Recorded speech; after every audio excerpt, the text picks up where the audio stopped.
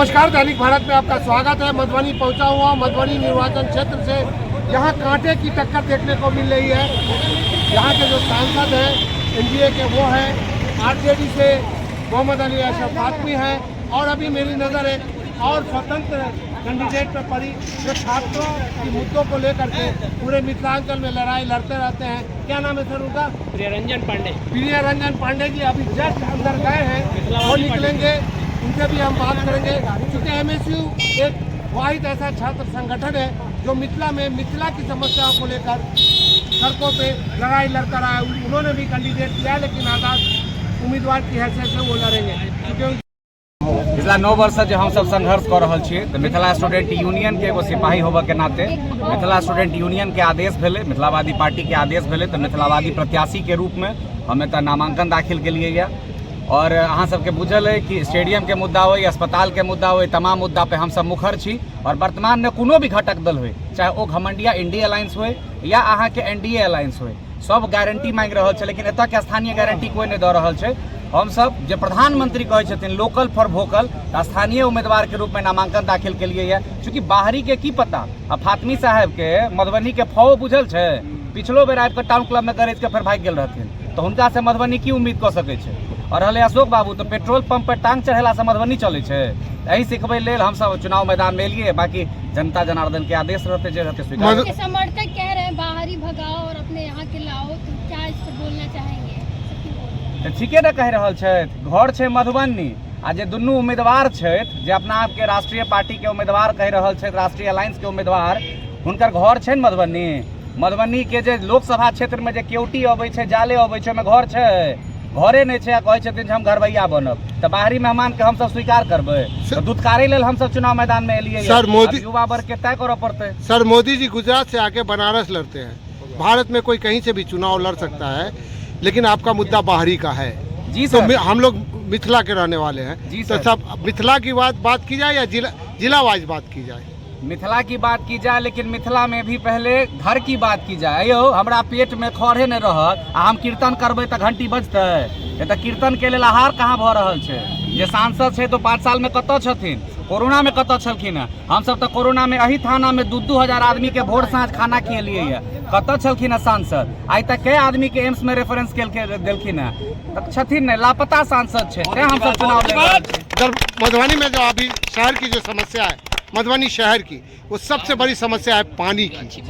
इसका समाधान का कोई प्लान है आपके? 20 संकल्प सूत्र लग हम सब लिए, जहाँ के मीडिया बंधु के जारी कर दिल जात। आई कल पीसी के माध्यम से जो 20 संकल्प सूत्र लग हम चुनाव लड़ रहा छी, वो जारी कर दिल जात। मैं जल संसद के हम मधुबनी लोकसभा आपका कैंडिडेट नॉमिनेशन करने अंदर गए हैं, किन मुद्दों की लड़ाई है यहाँ?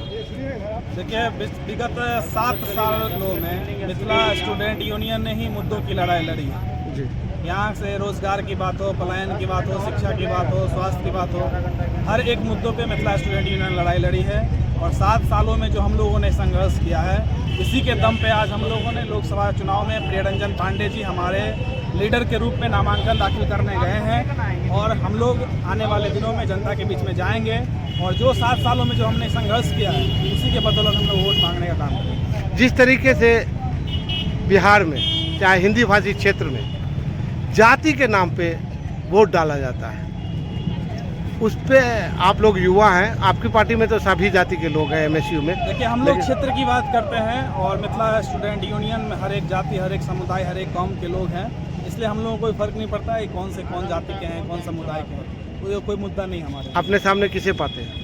हमारे लड़ाई में सामने कौन है? कोई नहीं है, हर एक उम्मीदवार के सामने में कौन होता है? सब चुनाव जीतने के लिए। जैसा कि आपने बोला 7 साल से हम मिथिला के प्रति काम कर रहे हैं, तो क्या योगदान रहा आपको मिथिला के प्रति? मिथिला स्टूडेंट यूनियन का योगदान हर एक नौजवान, हर एक बच्चों से जाके पूछ सकते हैं कि मिथिला स्टूडेंट यूनियन का योगदान क्षेत्रों में क्या रहा। आज आप यदि स्टूडेंट हैं, आज छात्र हैं, तो आप ललित नारायण मिथिला विश्वविद्यालय में यदि जाएंगे तो आज 3 साल की डिग्री 3 साल में मिलती है, वो हमारे बदौलत, हमारे आंदोलन के बदौलत मिलती है। जब आप 25 सालों में बिहार से छात्र संघ चुनाव को खत्म कर दिया गया था, हमारे आंदोलन के बदौलत ही छात्र संघ चुनाव पूरे बिहार में हुए। जब मिथिला विश्वविद्यालय की बात की है, तो वही मिथिला विश्वविद्यालय आज कहीं ना कहीं चुनावी से अलग हो रहे हैं, कहीं ना कहीं वहाँ इलेक्शन नहीं हो रहे हैं, कई कॉलेज है चालू नहीं हो रहा है, जैसे लॉ कॉलेज हो गया, इसमें प्रोफेशनल लेक्चरर सब नहीं होता, चालू नहीं हो पा रहा है, इस पर क्या कहना इसलिए है? तो मैंने बताया ना कि बिहार में 45 सालों पहले चुनाव हुआ करता था और मिथिला स्टूडेंट यूनियन 2017 में बिहार स्तर का सबसे बड़ा आंदोलन हुआ था, जो बड़े बड़े न्यूज़ चैनल के लोग कवरेज किए थे और उसी आंदोलन के वजह से छात्र संघ चुनाव हुआ। 2 साल छात्र संघ चुनाव हुआ, फिर से चुनाव को रोक फिर दिया गया। स्थगित होने की क्या वजह हो सकता है? और सरकार है, कोरोना काल रहा, 2 साल कोरोना के चक्कर में सरकार ने चुनाव नहीं करवाया। यहाँ की जो छात्र, यहाँ के जो सत्ता में बैठे हुए लोग हैं, वो आप देखेंगे तो कहीं ना कहीं वो भी छात्र आंदोलन से आए हैं, लेकिन वो खुद चाहते हैं कि हमारी कुर्सी पे कोई ना बैठे, इसलिए छात्र युवाओं को राजनीतिक आने से रोका जा रहा है एक मिनट और सर, इसलिए छात्र एक सवाल है। आंदोलन को रोका सर जा रहा है। अभी जो भारत में है वो काफ़ी प्रोग्रेसिव सरकार है, गरीबों की सरकार है, 5 किलो अनाज दे रही है, पक्का मकान दे रही है, घर दे रही है, गैस सिलेंडर दे रही है, किसान निधि में पैसा जा रहा है, किसान की आमदनी दुगुनी हो गई है, रोजगार जो है सो चरम सीमा पे है और स्वास्थ्य में सबसे आगे। कोरोना के बाद जो वैक्सीन फेल कर गई थी उसको भी भगवा दिया, हार्ट अटैक हो रहा है, क्या कहेंगे सर? आप रोजगार की बात किए, हमारे यहाँ 3 चीनी मिल था मधुबनी लोकसभा क्षेत्र के अंदर में, कितने चीनी मिल चालू हैं वो आप देख सकते हैं। पलायन की बात करें तो सबसे ज़्यादा बिहार में यदि कहीं पलायन होता है तो हमारे क्षेत्र के लोग आके पलायन करने के लिए मजबूर होते हैं। आप उसके बाद बात किए रोजगार की, तो कहाँ रोजगार है वो बताइए। किसान की बात किए तो कौन सी किसान की आय दुगुनी हो गई, यहाँ पे तो किसान है ही नहीं। यहाँ पे तो सरकार की जो अनुदान लेने वाले किसान बना के रख दिया गया, यहाँ पे किसान है का?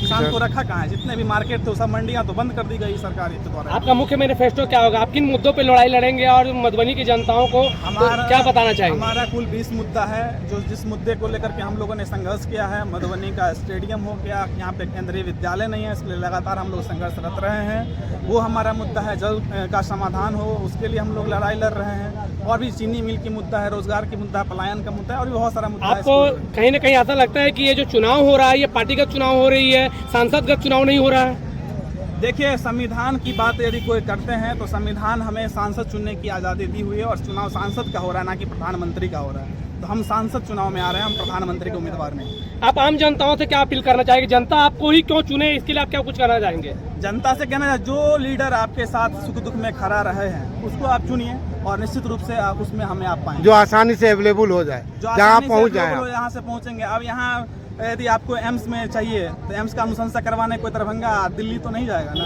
इसके लिए मधुबनी के लोग चाहिए। क्या नाम हुआ sir? Raghavendra Raman, Mithila student union जिला अध्यक्ष मधुबनी।